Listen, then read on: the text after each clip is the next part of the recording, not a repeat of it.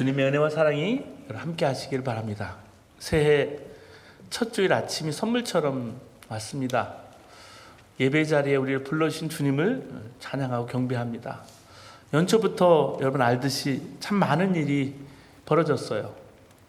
일본에서 발생한 지진의 피해가 막대한데 지진을 도우러 가는 비행기와 하네다 공항에 내리는 비행기가 부딪혔습니다. 항공기에서 불이 나서 탈출하는 것을 우리는 보았습니다. 이란에서는 폭발 사고로 수많은 생명을 잃었습니다. 이스라엘은 하마스를 소탕한다는 명분으로 레바논에서도 베이루트 인근에 무장 드론을 보내서 시설을 폭격했습니다. 새로운 중동 전쟁이 벌어질지 모른다는 두려움이 있어요. 예멘의 후티 반군은 홍해를 지나는 선박을 공격했습니다. 북유럽은 상상하기 어려운 한파에 시달리고 있고요. 영국에서는 때아닌 홍수로 많은 피해가 발생했습니다. 고국에서는 정치인에 대한 테러가 벌어졌습니다. 증오와 적대감이 눈덩이처럼 커지는 세상이에요. 이게 지금 우리가 설렘으로 맞이하는 새해의 모습입니다. 사랑하는 여러분, 어려울수록 믿음으로 살지 않으면 살아갈 수 없는 세상이에요. 여러분, 우리의 믿음을 한번 돌아보시기 바랍니다. 믿음은 삶의 놀라운 변화를 일으키는 가장 중요한 요인입니다. 믿음은 거세게 밀려오는 운명에 맞설 수 있는 창조적인 에너지입니다. 자기 운명과 환경의 어려움을 극복하며 당대에 영향을 미쳤던 한결같은 사람들은 바로 믿음의 사람들이었습니다. 오늘 느헤미야가 여러 사람들의 방해로 실패할 수밖에 없는 환경에 있었어요. 그런데 불가능했던 예루살렘 성을 52일 만에 쌓을 수 있었어요. 그 힘이 어디 있었을까요? 그 건축을 통해서 이스라엘의 영적, 도덕적, 역사적 흐름을 바꿀 수 있는 힘이 어디에 있었을까요? 믿음이었어요. 믿음으로 살지 않으면요, 이 사망의 음침한 골짜기를 지나갈 수가 없습니다. 사랑하는 여러분, 오늘 예루살렘 성만 무너진 게 아니에요. 내 내면의 삶 속에 희망이라는 성벽이 무너진 사람들이 있어요. 희망과 도전이 자라야 내 속에 상심과 비탄의 잡초만이 무성하게 되는 것을 우리는 많이 봤습니다. 사명의 성벽은 무너지고 자포자기와 체념으로 하루하루를 무의미하게 살아가고 있습니다. 눈에 보이지 않는 균열로 점차 성벽은 무너지고 그것이 성격의 일부가 되어서 오히려 무너진 삶이 편안하게 느껴질 정도예요. 다시 세우기가 불가능해 보여서 지레 포기했습니까? 바로 느헤미야의 믿음이 필요한 때입니다. 느헤미야의 믿음의 특징은 하나님을 믿되 믿음의 대상이 누군지, 하나님이 어떤 분인지 잘 아는 믿음이었습니다. 정신의학자 존 화이트는 탁월한 지도력이라는 책에서 느헤미야의 탁월한 지도력을 이야기하면서 느헤미야는 하나님의 can과 will을 믿었다고 평가합니다. 다시 말해서 하나님은 자신이 원하는 것을 모두 다 들어줄 수 있는 분이라는 사실을 믿었고요. 간구하고 부르짖는 것을 들어주시는 분임을 믿었어요. 오늘 내 간구를 들어주실 능력의 하나님, 내 간구를 외면치 않고 부르짖는 대로 응답하신 하나님을 느헤미야를 통해서 오늘 보게 되시기를 바랍니다. 새해 첫 주일에 느헤미야가 믿은 하나님은 어떤 분인지 함께 생각해 보는 동안에 여러분, 무너진 삶의 성벽들 다시 쌓는 귀한 역사가 우리 마음에서부터 시작되기를 간절히 축원합니다. 첫째, 느헤미야가 믿었던 하나님은 하늘에 계신 크고 두려우신 하나님이었어요. 5절 첫 부분 말씀 한번 보시기 바랍니다. 가로되 하늘의 하나님, 크고 놀라우신 하나님이요 라고 기도로 시작하고 있습니다. 여러분, 하늘의 하나님이라는 뜻은요, 물질적이고 인간적인 신과 구별되는 절대적인 하나님이라는 고백이에요. 그게 마음에 담겨 있는 거예요. 이러한 고백은 비단 느헤미야의 것이 아닙니다. 이미 하나님께서 이스라엘 백성에게 주신 고백이에요. 신명기 7장 21절 말씀 보면 가나안을 정복하기에 앞서서 이스라엘 민족이 보기에 가나안 족속은 크고 강대해서 도무지 그 땅을 정복할 만한 힘이 없는 것 같았어요. 이때 하나님께서 모세를 통해서 일깨워 주셨어요. 그들을 두려워하지 말라. 너희 하나님 여호와 크고 두려운 여호와가 너희 중에 계시는도다. 이스라엘 민족은 곧 힘과 용기를 얻어서 하나님 믿고 승리하는 삶을 살았습니다. 느헤미야는 기도의 사람이면서 동시에 현실을 파악했던 사람이었습니다. 믿음이 있다고 해서 허황된 꿈을 쫓는 것이 아니라 백성들이 지금 어떤 어려운 가운데 있는지 정확하게 알고 있었어요. 주저앉았던 꿈, 무너져 내린 희망, 다시 스스로 일어날 수 없을 만큼 변절되고 타락한 이스라엘 백성들은 무방비 상태로 이방적들을 맞을 때보다 상황은 더욱 절망적이었습니다. 여러분, 느헤미야는 바로 그 사람들과 800마일이나 떨어져 있었고 도와줄 수 있는 현실이 아니었어요. 그렇다고 포기할 수는 없는 일이었습니다. 이들은 하나님의 백성이기 때문입니다. 이런 바벨론 포로기로 1차, 2차, 3차로 이제 이스라엘로 돌아온 무리들 중에 이제 정말로 세 번째 기한을 하는 그런 무리 중에 껴있는 사람들이 많았어요. 근데 멀리서 페르시아 수상 궁정에서 볼 때 판별 800명 떨어져 있지만 그 이스라엘은 하나님 백성이었습니다. 하나님 백성들은 축복의 통로로 쓰임 받아야지 쓰러지고 낭망해서는 안 되기 때문에 느헤미야는 자신의 생각을 넘어서는 하나님, 자신의 물질을 넘어서는 하나님, 자신의 지혜를 넘어서는 하나님, 천지를 주관하시고 운영하시는 하나님을 기억해내요. 하나님 앞에 자신의 문제를 가지고 나아갑니다. 앞에 닥친 문제가 아무리 크고 불가능해 보일지라도 천지를 주관하시는 하나님은 해결할 수 있다고 믿고 고백했어요. 사랑하는 여러분, 우리가 무너진 채로 살아서는 안 됩니다. 왜냐하면 우리는 축복의 통로이기 때문입니다. 그저 살아가는 삶에서 벗어나서 하나님께 영광을 돌리는 삶이어야 합니다. 그럼에도 불구하고 스스로 다시 설 수 있는 힘이 없다고 생각하십니까? 그렇다면 불가능한 것을 가능케 하시는 하나님을 다시 바라보는 새해가 되어야 합니다. 느헤미야처럼 절망할 순간에 그 일을 능히 감당할 분께 나가야 돼요.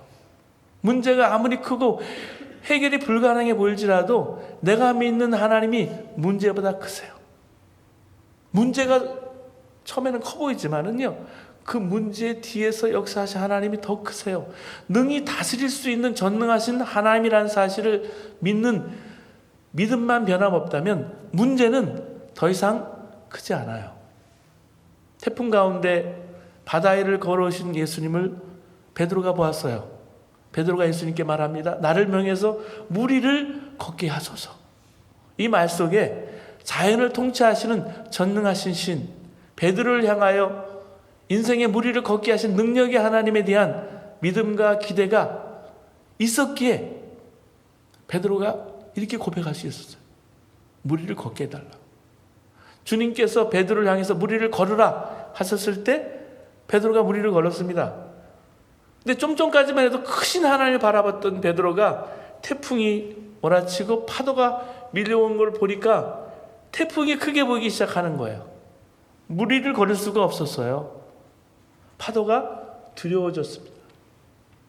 주님을 시야에서 잃어버리기 시작했을 때 물속에 빠져버리고 말았습니다. 이런 문제가 커서 문제가 아닙니다. 문제 앞에서 하나님을 신뢰하지 못하는 불신앙이 문제예요. 여러분, 믿음의 반대말은 의심일 수도 있지만 그것 문제 때문에 다가오는 두려움입니다. 불신앙이에요. 우리는 문제를 미리 꺼내서 걱정을 해요. 대부분. 내일 있을 문제를 오늘 밤에 밤새도록 걱정을 합니다. 내 물질과 지식, 지혜 때문에 믿지 못하십니까? 만약 인간의 한계 안에 존재하는 하나님이라면 믿을 필요가 없어요. 사귐과 이해의 대상이지 믿음의 대상은 될 수 없을 거예요. 인간을 뛰어넘는 하나님, 절박한 문제 앞에 해결할 방법을 가지고 계시는 지혜의 하나님, 전능하신 하나님을 내가 다시 찾는다면 오늘 느헤미야에게 있었던 기적이 우리 삶 속에 다시 시작될 것입니다. 느헤미야는 이 믿음을 역사로 바꿨습니다. 둘째, 느헤미야가 믿은 하나님은 약속을 지키는 언약의 하나님이었습니다. 본문에 보시면 주를 사랑하고 주의 계명을 지키는 자에게 언약을 지키시며 라고 고백하고 있어요. 지금 삶이 환경만, 조건만 보면 희망이 보이지 않습니다. 삶을 더 이상 영위할 수 없는 힘도 없습니다. 희망이 보이지 않는 순간에 하나님이 주신 약속을 다시 붙들고 다시 일어날 수 있다면 약속은 희망이 될 수 있습니다. 느헤미야의 희망이 무엇이었을까요? 하나님은 신실한 분이라는 사실, 한 번도 약속을 어긴 적이 없는 분이라는 사실이 느헤미야에게서는 희망이었습니다. 그래서 담대하게 주님 앞에 나가서 강렬하게 기도합니다. 이 민족이 당하는 어려움은 하나님의 약속을 지키지 않아서 겪는 것임을 고백하며 하나님과의 약속을 다시 회복한다면 원래 모습을 회복시켜 주실 거라고 믿고 간구했어요. 신명기 7장 9절에 그런즉 너는 알라 오직 내 하나님 여호와는 하나님이시요 신실하신 하나님이시라. 그를 사랑하고 그 계명을 지키는 자에게 천대까지 그 언약을 이행하시고 인애를 베푸시되, 그리고 12절부터 15절까지 그 약속을 지키신 하나님에 대해서 고백을 쭉 하고 있어요. 이게 이스라엘에게 주어진 약속의 말씀입니다. 여러분, 성경은요 구약과 신약이잖아요. 약속으로 가득 차 있는 게 성경이에요. 구약은 메시아가 오실 것에 대한 약속으로 구약입니다. 신약은 오신 메시아와 다시 오실 것에 대한 약속으로 가득 차 있어요. 약속의 궁극적인 초점이 무엇입니까? 구원입니다. 예수 그리스도를 통한 구원. 나를 그냥 내버려 두지 않으시겠다는 약속. 우리를 죄 가운데 두지 아니하시고 하나님 자녀로 삼으셔서 고아와 갑옷처럼 버려두지 않으시겠다는 약속이 있어요. 베드로는 자신의 설교를 듣는 많은 사람들에게 사도행전 2장 39절의 약속에 대해서 이야기해요. 이 약속은 너희와 너희 자녀와 모든 먼데 사람 곧 하나님께서 얼마든지 부르시는 자들에게 하신 것이라. 여러분, 약속의 대상에는 저와 여러분도 포함되어 있음을 알아야 합니다. 이 약속은 누구든 주를 붙들고 의지하면서 주님께 나아가는 자에게 베풀어 주시기를 원하는 하나님의 은혜인 것입니다. 사랑하는 여러분, 베드로는 약속대로 용서함을 받았습니다. 약속대로 하나님께서 다시 쓰셨어요. 지금 쓰임을 받고 있어요. 약속대로 놀라운 약속의 말씀을 증거하고 있어요. 어떤 죄, 어떤 절망, 어떤 필요 가운데 있다 할지라도 구원의 약속을 붙들고 다시 일어서는 사람은 반드시 구원해 주신다는 것이 바로 우리 희망입니다. 여러분, 존 버년이 지은 철로 역정은 예전이나 지금이나 유명해요. 그 철로 역정에 보면 그리스도인과 희망이란 두 사람이 길을 가요. 길을 가다가 절망이라는 큰 자이언트, 거인에게 잡히는 장면이 나옵니다. 거인이 이 그리스도, 희망이란 두 사람을 잡아다가 다프틴 캐슬, 의욕의 성, 깊은 지하실에 가둬버립니다. 빠져나갈 길이 전혀 없는 막막한 현실이에요. 캄캄해요. 그때 그리스도인이 가슴속에 뭔가를 찾아냅니다. 바로 약속이라는 열쇠예요. 시험 삼아 육중한 문을 열어보니까 문이 열립니다. 그가 의욕의 성을 통과할 때마다 이 열쇠는 나아갈 길을 만들어줬고 결국 성을 빠져나갈 수 있었습니다. 거인은 그만 분노를 발작하여 죽었다고 말합니다. 2024년 여러분 삶 가운데 길이 열리기를 바랍니다. 문이 열리시기를 바랍니다. 사랑하는 여러분, 견고하게 닫혀 열 수 없는 절망의 성 앞에 의심하며 낙심 가운데 있을 때 우리는 하나님의 약속을 기억해야 합니다. 약속을 믿고 주장하며 약속대로 살아가시길 바라요. 약속을 믿는 자에게 베풀어 주시는 아름다운 삶의 모습들을 증거로 받아야 합니다. 가장 희망 없는 현실에서 하나님의 약속이 이행될 것을 믿고 담대하게 기도하는 느헤미야를 봅니다. 여러분, 여러분이 믿는 하나님은 어떤 하나님이십니까? 내가 지은 죄 지은 모습으로 있으면 약속을 이행치 아니하시는 분일까요? 하나님께 부끄러운 일을 했을 때에는 나를 붙들지 아니하시는 분입니까? 아니에요. 그런 분이 아닙니다. 어떤 상황에서도 약속을 붙들고 주장하는 자에게 하나님의 약속은 축복과 함께 신실하게 이행될 것입니다. 셋째, 느헤미야가 믿는 하나님은 긍휼의 하나님이었습니다. 본문 마지막 부분을 보시기 바랍니다. 긍휼을 베푸시는 주여 간구하나이다. 다시 말해서 자신과 자신의 민족이 당하는 괴로운 문제를 구경만 하고 계신 하나님이 아니라 함께 아파하시고 함께 동참하시는 하나님이라는 사실을 알았어요. NLT 성경에 보면 New Living Bible 그 번역에 보면 영어 성경에 보면 긍휼의 하나님이라는 표현을 이렇게 쓰고 있더라고요. Unfailing love. Unfailing 이란 말은 없어지지 않는, 끝없는, 변하지 않는, 기대에 어긋나지 않는 확실한 그런 의미예요. 하나님 사랑은 없어지지 않는 사랑이에요. 끝이 보이지 않는 사랑입니다. 변하지 않는 사랑이에요. 조건 없는 사랑이에요. 우리가 기대해도 어긋남이 없는 확실한 사랑이에요. 포기치 않는 사랑이에요. 그래서 하나님은 고집이 영원이세요. 복음서에는 예수님이나 하나님에게 사용된 표현이 12번 나오는데요. 긍휼로 마음을 움직여서라는 뜻이 있어요. 긍휼이라는 말이 패션이라는 말도 있지만 이 언어에는 스프랑크조마이라는 단어를 씁니다. 이 스프랑크라는 그 원래 의미는 내장이라는 뜻이에요. 내장. 당시 사람들은 사람의 내장 속에 감정의 깊은 것과 속내가 모두 담겨 있다고 믿었어요. 내장 속에.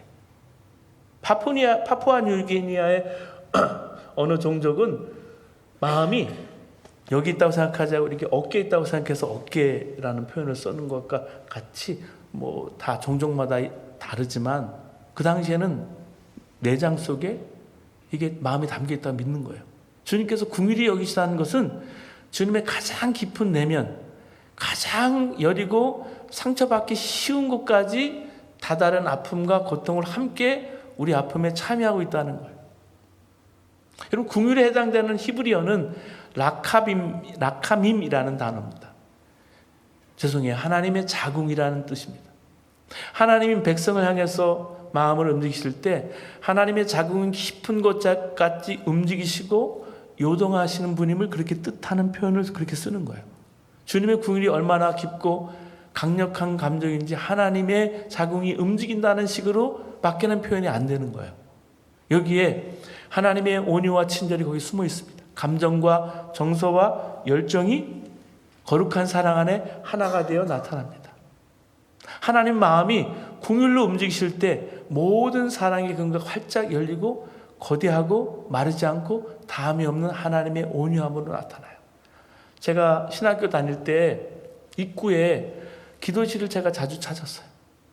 기도실이 마치 이렇게 달팽이 모양처럼 어머니의 자궁처럼 포근하게 느껴지는 그런 기도실이었어요. 그 안에서 제가 기도할 때 하나님의 긍휼과 사랑을 느꼈습니다. 저는 거기에서 없어지지 않는 하나님의 사랑의 마음, 예수 그리스도의 십자가에서 죄인들을 향한 긍휼, 불쌍히 여기심이 마치 내장 속에 감정이 깊은 곳까지 우리를 사랑하시는 사랑을 느끼면서 기도할 수가 있었어요. 여러분, 자녀를 사랑하실 때 그렇게 사랑하시잖아요. 아픔이 있을 때 내장이 끊어질 것 같은 아픔으로 기도하잖아요. 창자가 끊어질 것 같은 고통 속에서도 심장이 타들어가는 같은 사랑으로 간이 녹을 듯한 아픔으로 우리를 사랑하신 분이 예수 그리스도세요. 예수님이 저와 여러분을 사랑하고 계십니다. 헨리 나우에는 하나님의 모습 중에 긍휼하신 하나님을 발견한다는 게 얼마나 위대한가를 얘기한 적이 있습니다. 하나님께서 치유하시되 치유를 통해서 고통에 함께 동행하시고 동참하십니다. 헨리 나우엔과 두 친구가 정치에서는 긍휼을 어떻게 생각하는지 듣기 위해서 어느 날 미국 부통령을 지낸 험버트 험프리 의원을 찾아갔습니다. 의원이 끝에 조그마한 지우개가 달려있는 연필을 집어들면서 이렇게 말해요. 긍휼이라는 것은 이 지우개와 같은 것입니다. 글을 쓰다 잘못 쓰면 그때 사용하는 것이죠. 좀 더 극단적으로 말하면 긍휼이란 실패한 사람에게 적용되는 것입니다. 엄밀하게 말해 인생은 경쟁입니다. 긍휼은 인생의 경쟁에 존재하지 않는 것입니다. 이 말을 듣고요, 헨리 나우에는 인간의 속성 중에 긍휼이란 없다는 사실을 깨달았어요. 그래서 성경은 말합니다. 너희 아버지의 자비하심처럼 너희도 자비하라. 아버지의 긍휼하심 같이 긍휼하라.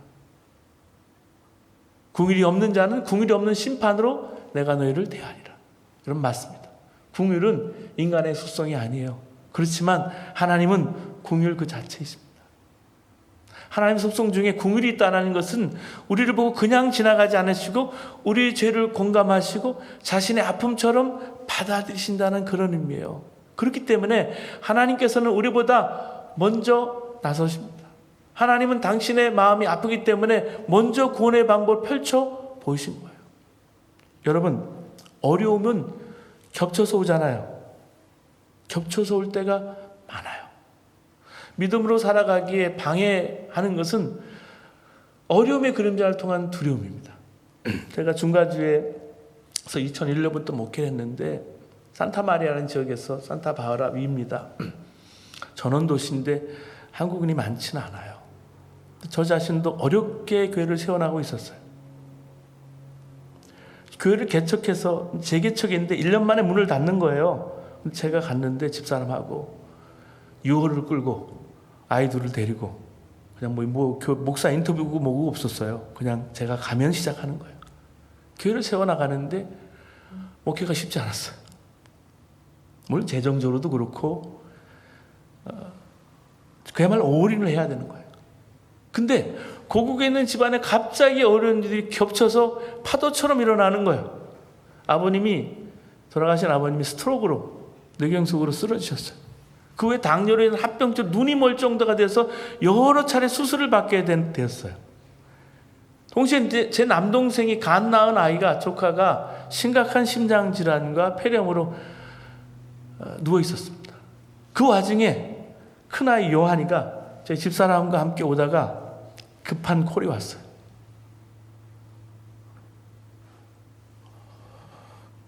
그래서 교회를 못 나온 상황이 됐어요. 그래서 이지 테스트를 받고 그날 그 주일날 이 모든 일들이요 한 달 동안 연속적으로 이루어지는 거예요. 물론 그전에도 그런 경험이 있지만 목회하면서 당하지 않을 수가 없었어요. 근데 그때 제 여동생이 계령시에 장로교 집사로 섬기고 있었습니다. 뜨겁게 예수님을 다시 만나 열심히 사역하는데 골수에 문제가 생겼어요. 빈혈로 고생을 하는 거예요. 그야말로 소상공인이죠. 그래서 꼬치집을 하는데 너무 많이 군 거예요. 그 굽는 거를. 그래서 그런지는 몰라요. 재생불량성 빈혈이라는 병이 온 거예요. 서 있을 수 없을 만큼 심한 어지러움을 겪고 있다는 소식이 들려와 참 마음이 아팠습니다. 서서 설거지를 하기 힘들 정도의 생활이 되니까 이게 불가능한 거죠. 결국 치료를 위해서 골수 이식을 받아야 된다는 거예요. 제 남동생이 먼저 검사를 했습니다. 젊어야 되니까 골수 이식을 할 수 없다는 거예요. 조직이 안 맞는다는 거죠. 그 겨울에 제가 나가서 신년에 충남대 병원에서 입원해서 제 골수가 맞기를 희망하는 마음으로 검사를 받았어요. 기적적으로 저와 맞는 거예요. 어려서부터 제 여동생을 많이 사랑해주지 못했습니다. 그런 오빠였어요. 미안한 마음을 갚을 길이 없었는데 마침 때가 돼서 이제 사순절에 새벽 기도를 인도하다가 조혈모의 모세포 이식을 위해서 한국에 나갔어요. 이제 이식을 하고 묵인실에 홀로 들어가 있는 동생과 전화기 너머로 대화를 했습니다. 그게 마지막이에요. 여동생과 대화한 게. 사랑한다. 여러분 긴 문장이 아니에요. 미안하다. 고맙다.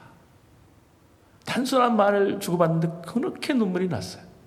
사랑하는 여러분, 우리 주변에 하나님 허락하신 부모님, 형제, 자매, 자녀들, 가장 소중히 여겨야 할 사람들을 소홀히 여기고 있지는 않으십니까?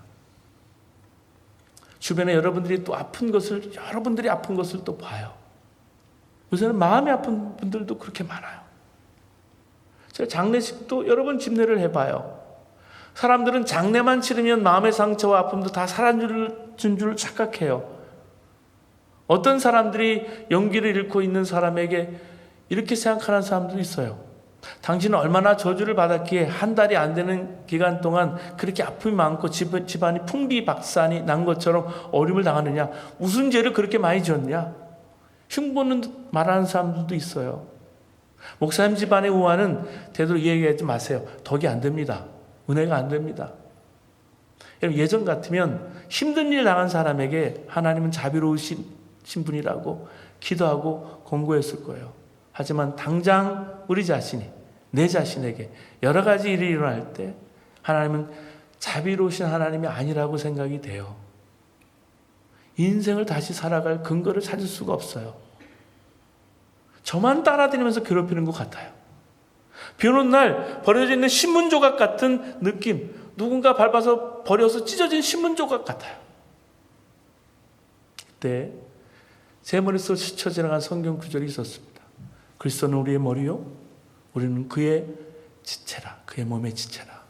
순간 이 고통은 나 혼자 당하는 것이 아니라 나를 창조하신 분이 함께 당하는 것을 알았습니다. 여러분, 우리가 빵과 포도주를 나눴어요. 한 몸이라는 의미예요. 정말 한 몸이세요? 제 마음에 하나님의 긍휼과 위로가 밀려오기 시작했어요. 아무도 나를 이해하지 못한다고 생각했어요. 아무도 내 외로움을 알지 못한다고 믿었어요. 무너져 내린 내 희망을 이해할 수 있는 사람이 없다고 생각했어요. 그러나 하나님께서는 아셨습니다. 나보다 더 아픔을 가지고 내 마음을 어루만지셨어요. 그때부터 제 삶에 변화가 찾아왔어요. 사람을 볼 때 마음의 얼굴이 보이기 시작했어요. 겉으로는 웃고 행복한 듯 하지만 그 속은 멍들고 피나고 곪은 모습이었어요. 제가 아프고 어려운 상황에서 비로소 영혼이 보이기 시작하더라고요. 사람 마음을 보게 하시는 하나님은 궁휼하신 하나님, 고통에 참여하시는 하나님을 체험하고 느끼게 하셨습니다. 힘든 일, 어려운 일 많지만 그럴 때마다 위로를 받는 것은 하나님은 긍휼의 하나님이라는 사실입니다. 나 혼자만 외롭고 고통스럽고 내버려 두시지 않으시는 주님은 내 이름과 눈물의 의미, 내 방황과 절망을 아십니다.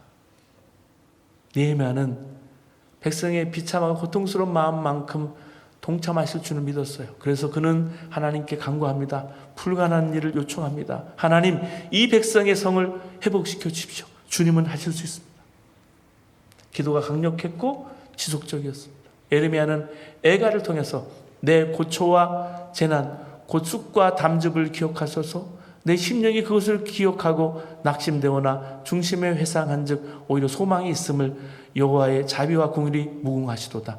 여호와의 자비와 긍휼이 끝이 없으므로 우리가 진멸되지 아니함이니라. 이것이 아침마다 새로우니 주의 성실이 크시도소이다. 한동대에 조준모 교수님이 있습니다. 그분이 지으신 시가 있어요. 이분이 목사님의 아들로 자랐는데요, 하나님을 잘 몰랐던 자신을 자책하면서 앞으로 태어날 아들을 위해서 지은 거예요. 하나님을 바로 알고 바르게 섬기는 사람이 되기를 바라는 마음을 담아서 그의 생각이라는 시예요. 하나님 너를 만드신 분이라는 곡도 있는데요, 그 시는 이렇습니다. 하나님은 너를 만드신 분, 너를 가장 많이 알고 계시며 너를 가장 깊이 이해하신단다. 하나님은 너를 지키시는 분, 너를 절대 포기하지 않으시며 너를 쉬지 않고 지켜보신단다. 하나님 너를 원하시는 분, 이 세상 그 무엇 그 누구보다 너와 같이 있고 싶어 하신단다. 하나님 너를 인도하시는 분, 광야에서도 폭풍 중에서도 푸른 초장으로 인도하신단다. 그의 생각 셀 수 없고 그의 자비 무궁하며 그의 성실 날마다 새롭고 그의 사랑 끝이 없단다. 느헤미야가 믿은 하나님은 나의 하나님입니다. 2024년 믿음으로 다시 사는 인생 되시기 바랍니다. 주님을 다시 바라보십시오. 주님을 바라볼 때 느헤미야가 세웠던 기적이 이 새해 우리를 통해서 다시 이루어질 것입니다. 느헤미야 하나님, 능력의 하나님, 약속을 지키신 하나님, 신실하신 하나님, 은혜의 하나님, 긍휼의 하나님, 바로 나의 하나님이 되시는 축복의 하나님 되시기를 주님의 이름으로 축원합니다. 이제